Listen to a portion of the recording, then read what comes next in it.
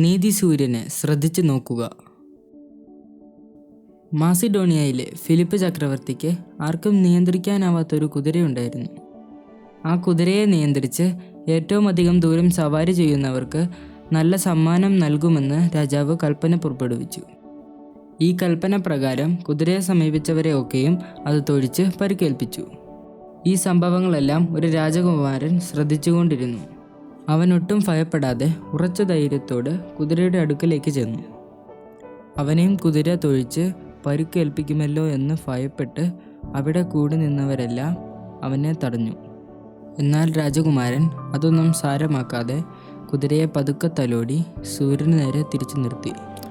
ഉടനെ രാജകുമാരൻ കുതിരപ്പുറത്ത് കയറി ദിശ തെറ്റാതെ യാത്ര തുടർന്നു. സന്ധ്യയായപ്പോൾ രാജകുമാരൻ കുതിരപ്പുറത്ത് സുരക്ഷിതമായി ജയത്തോടെ മടങ്ങിയെത്തി. ഈ ധീരപ്രവൃത്തി കണ്ടവർ എല്ലാവരും അത്ഭുതപ്പെട്ട് അവനെ പുകഴ്ത്തി. കുതിര എല്ലാവരെയും തൊഴിച്ചതിൻ്റെ കാരണം എന്താണെന്ന് അവിടെ ഉണ്ടായിരുന്നവർക്കൊക്കെ രാജകുമാരൻ മനസ്സിലാക്കി കൊടുത്തു.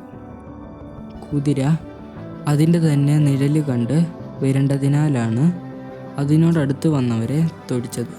അതുകൊണ്ട് കുതിരയുടെ നിഴൽ കുതിര തന്നെ കാണാതെ അതിനെ സൂര്യന് നേരെ നിർത്തി ദിശ തെറ്റാതെ ഓടിക്കണമായിരുന്നു. ഞാൻ അങ്ങനെ ചെയ്തതുകൊണ്ടാണ് കുതിരപ്പുറത്ത് കയറി ദീർഘദൂരം യാത്ര ചെയ്യുവാൻ കഴിഞ്ഞതെന്ന് രാജകുമാരൻ പറഞ്ഞു.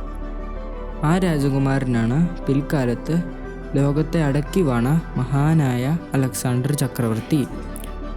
പ്രിയരെ, ആ കുതിര നിഴൽ കണ്ട് ഭയപ്പെട്ടതുപോലെ നമ്മൾ പ്രതികൂലമാകുന്ന സാഹചര്യങ്ങളെ നോക്കി ഭയപ്പെടരുത്. ആകയാൽ നാം മറ്റുള്ളതിനെ നോക്കാതെ നീതിസൂര്യനാകുന്ന യേശുവിനെ നോക്കിക്കൊണ്ട് ഓട്ടം തുടരുക.